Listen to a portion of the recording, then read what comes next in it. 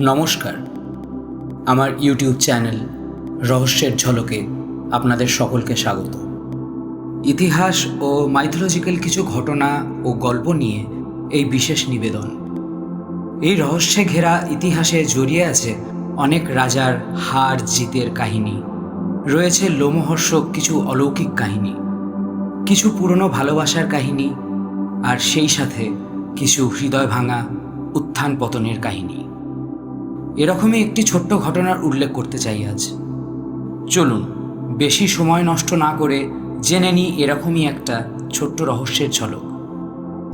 1941 সালের 7ই ডিসেম্বর হাওয়াই দ্বীপপুঞ্জের ঘড়িতে তখন সকাল 8:10। দিনটি ছিল রবিবার। মার্কিন সেনামণ্ডলীর অধ্যক্ষ জর্জ মার্শাল একটি জরুরি বার্তা পাঠালেন পার্ল হারবারে অবস্থিত সামরিক ঘাঁটিতে।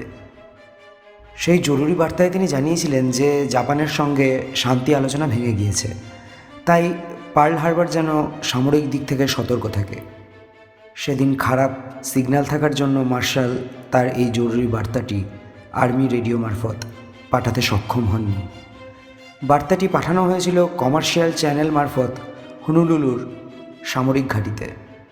এর ঠিক কয়েক ঘন্টা আগে সকাল 6:30টার কিছুটা পরে পার্ল হারবার নৌঘাটির অদূরে পাহারারত এক মার্কিন ডেস্ট্রয়ার ছোট্ট একটি জাপানি সাবমেরিনকে ডুবিয়ে দেয়।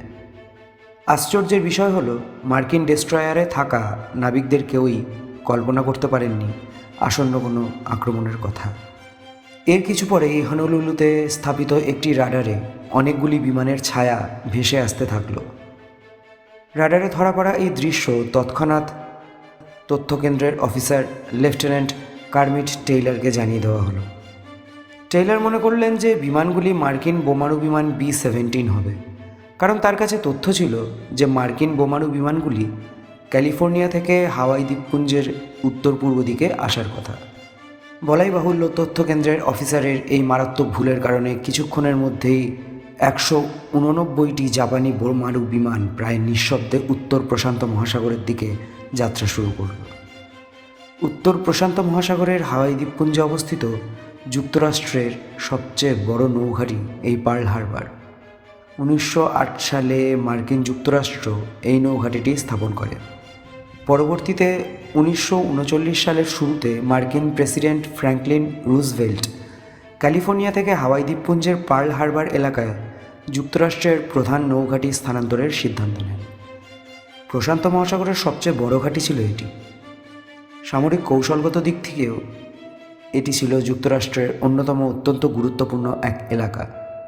মার্কিন যুক্তরাষ্ট্র থেকে প্রায় 2000 মাইল এবং জাপান থেকে প্রায় 4000 মাইল দূরে অবস্থিত ছিল পার্ল হারবারের মূল নৌঘাঁটিটি। এই মার্কিন নৌঘাঁটিতে ছিল 94টি যুদ্ধ সহায়ক জাহাজ, যার মধ্যে 9টি ব্যাটেলশিপ, 8টি ক্রুজার, 29টি ডেস্ট্রয়ার, 5টি ডুবোজাহাজ, 8টি মাইন প্ল্যান্টার ও 10টি মাইন সুইপার। পার্ল হারবারের বিমান বাহিনীতে ছিল 394টি যুদ্ধ বিমান এবং বিমান বিরোধী প্রতিরক্ষার ব্যবস্থায় ছিল 294টি বিমান বিধ্বংসী কামান। ফলে তখন থেকেই এটি জাপান সাম্রাজ্যের এক ভীতির কারণ হয়ে দাঁড়ায়।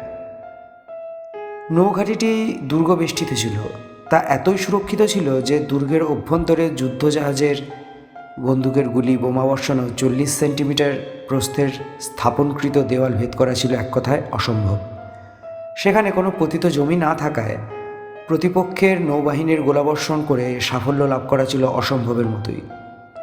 জাপানিদের এই অভিযানের উদ্দেশ্য ছিল মার্কিন যুক্তরাষ্ট্রের নৌবহরের মূল শক্তিসমূহ বিধ্বংস করে দেওয়া, প্রশান্ত মহাসাগরের জাপানের আধিপত্য প্রতিষ্ঠা করা, দক্ষিণ সমুদ্রসমূহের বিভিন্ন অঞ্চলগুলিতে আক্রমণ অভিযানে সাফল্য নিশ্চিত করা এবং জাপানের দখলকৃত ডাচ ইস্ট ইন্ডিজ এবং মালয় প্যাসিফিক অঞ্চলগুলিকে মার্কিন হস্তক্ষেপ থেকে দূরে রাখা। আক্রমণের মধ্য দিয়ে জাপানের সামরিক অবস্থানকে আরও দৃঢ় করা এবং তার নৌশক্তি বৃদ্ধির জন্য পর্যাপ্ত সময় নেওয়া। এই আক্রমণের মধ্য দিয়ে ঐক্যবদ্ধ আমেরিকানদের নৈতিক মনোবল চূর্ণ করা। ইম্পেরিয়াল জাপানের নেভির প্রধান সেনাপতি অ্যাডমিরাল ইসোরুকো ইয়ামামাতো স্বয়ং এই পার্ল হারবার আক্রমণের পরিকল্পনা নিয়েছিলেন। 1904 সালে তিনি জাপানের নেভাল একাডেমি থেকে গ্র্যাজুয়েট হন। 1926 সাল থেকে তিনি ওয়াশিংটনে জাপানের রাষ্ট্রদূতের সহযোগী হিসাবে কাজ করেন। পরবর্তীকালে বিভিন্ন সময়ে পদোন্নতি পেয়েও তিনি 1941 সালে জাপানের যৌথ বাহিনীর প্রধান সেনাপতি হিসাবে নিযুক্ত হন। তবে শুরুতে ইয়ামামাতো যুক্তরাষ্ট্রের সাথে জাপানের যুদ্ধের বিরোধিতাই করেছিলেন। এদিকে যুক্তরাষ্ট্রের অর্থনৈতিক ও সামরিক দ্বন্দ্বে জাপানের অর্থনীতি ও সাম্রাজ্যবাদী আগ্রাসন দীর্ঘ সময়ের জন্য ক্ষতির সম্মুখীন হতে পারে ভেবে জাপানের প্রধানমন্ত্রী তোজো যুক্তরাষ্ট্রের বিরুদ্ধে যুদ্ধের ঘোষণা দিতে আগ্রহী হন। ইয়ামামাতো প্রধানমন্ত্রীকে যুক্তরাষ্ট্রের সঙ্গে সরাসরি যুদ্ধে না জড়িয়ে আচমকা আক্রমণের পরিকল্পনার কথা বললে জাপান জয়ী হওয়ার সম্ভাবনা বেশি থাকবে বলে তিনি মত দেন।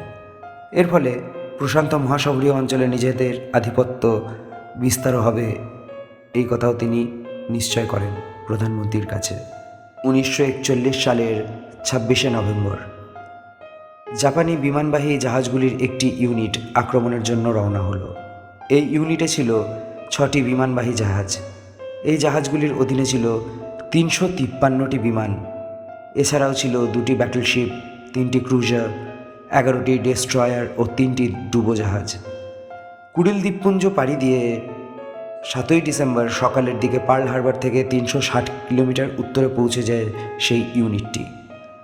সকাল 7:30 থেকে 8টার মধ্যে প্রথম জাপানি বোমারি বিমান থেকে পার্ল হারবারের নৌঘাঁটি লক্ষ্য করে একের পর এক টর্পেডো নিক্ষিপ্ত হতে থাকলো।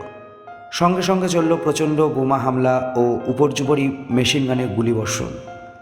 ধ্বংস হতে থাকলো একের পর এক পার্ল হারবার ঘাঁটিতে থাকা যুদ্ধজাহাজ, যুদ্ধ বিমানসহ যুদ্ধে ব্যবহৃত নানা সমরাস্ত্র। এই অতর্কিত আক্রমণে মার্কিন প্রশাসন থেকে শুরু করে যুক্তরাষ্ট্রের সাধারণ জনগণ এতটাই বিহ্বল হয়ে পড়ে যে এই আক্রমণের কোনো তাৎক্ষণিক প্রত্যুত্তর দেওয়া তাদের পক্ষে সম্ভব হয়নি। জাপান থেকে 4000 মাইল দূরে অবস্থিত আমেরিকার সবথেকে বড় নৌঘাঁটি পার্ল হারবারের উপর এ ধরনের আক্রমণ হতে পারে তা যেন ছিল তাদের কল্পনার বাইরে। তার উপর ডিসেম্বরের সেদিনটি ছিল রবিবার, সরকারি ছুটি। ফলে দ্বীপে অবস্থানরত সামরিক কর্মকর্তা থেকে শুরু করে স্থানীয় বাসিন্দারা সকলেই ছিলেন ছুটির মেজাজে। তাই এই আক্রমণের স্বাভাবিকভাবেই সকলেই প্রায় হতচকিত হয়ে পড়ে। এই আক্রমণের ক্ষতিও তাই নেহাত কম নয়। এই আক্রমণে অধিকাংশ যুদ্ধজাহাজ ধ্বংস হয়ে সমুদ্রে ডুবে যায়। অকেজো হয়ে যায় 9টি মার্কিন ব্যাটলশিপের মধ্যে 8টি, 6টি ক্রুজার, 1টি ডেস্ট্রয়ার এবং অনেকগুলি ছোট ছোট জাহাজ। বিধ্বস্ত হয় 272টি মার্কিন বিমান। এই আক্রমণের প্রায় 2500-এর মতো মানুষের মৃত্যু হয়। আহত হয় প্রায় 1000-এরও অধিক। হতাহতের মধ্যে মার্কিন সৈন্যরা যেমন ছিল তেমনি হাওয়াই দ্বীপপুঞ্জের বেসামরিক জনগণও ছিল। সকাল 10টার মধ্যেই জাপানের এই আক্রমণ শেষ করে ফিরে আসে নিজেদের গন্তব্যে। যুদ্ধে জাপানের তেমন কোনো উল্লেখযোগ্য ক্ষতি না হলেও 60টি মতো জাপানি বিমান ধ্বংস হয়েছিল বলে যুক্তরাষ্ট্রের নৌবাহিনীর একটি তথ্য থেকে জানা যায়। পার্ল হারবার আক্রমণের কয়েক ঘন্টা পরে জাপান সম্রাট হিরোহিতো আনুষ্ঠানিকভাবে আমেরিকা ও ব্রিটিশ সাম্রাজ্যের বিরুদ্ধে যুদ্ধ ঘোষণা করে। 8ই ডিসেম্বর 1941 সালে যুক্তরাষ্ট্রের প্রেসিডেন্ট রুজভেল্ট কংগ্রেসের উভয় পরিষদের সম্মিলিত বৈঠকে একটি বক্তব্য দেন। সেদিনের প্রতিনিধি পরিষদ ও সিনেটের সভা থেকে জাপানের বিরুদ্ধে সর্বসম্মতিভাবে যুদ্ধ ঘোষণা করা হয়। এর কিছু পরেই যুক্তরাষ্ট্রের মিত্র যুক্তরাজ্য জাপানের বিরুদ্ধে যুদ্ধ ঘোষণা করে। এর মধ্যে দিয়ে রচিত হয় রক্তপাতে পরিপূর্ণ ইতিহাসের আরেকটি যুদ্ধময় অধ্যায়। পার্ল হারবারের ইতিহাস খুঁড়ে পরিচয় মিলল 100 জনের। প্রশান্ত মহাসাগরের হাওয়াই দ্বীপপুঞ্জের এই হ্রদবন্দরে জাপানি হানায় ডুবে যাওয়া মার্কিন যুক্তরাষ্ট্র ব্যাটলশিপ ওকলাহোমার 100 জন নাবিক ও মেরিনকে শনাক্ত করা গেল প্রায় 76 বছর পর। হাওয়াইয়ান সমাধিক্ষেত্র থেকে 400 জনের দেহাবশেষ খুঁজে বার করে সেগুলির নমুনার সঙ্গে আত্মীয়দের ডিএনএ মেলানোর দীর্ঘ ও জটিল প্রক্রিয়ায় সম্ভব হয়েছে এটা।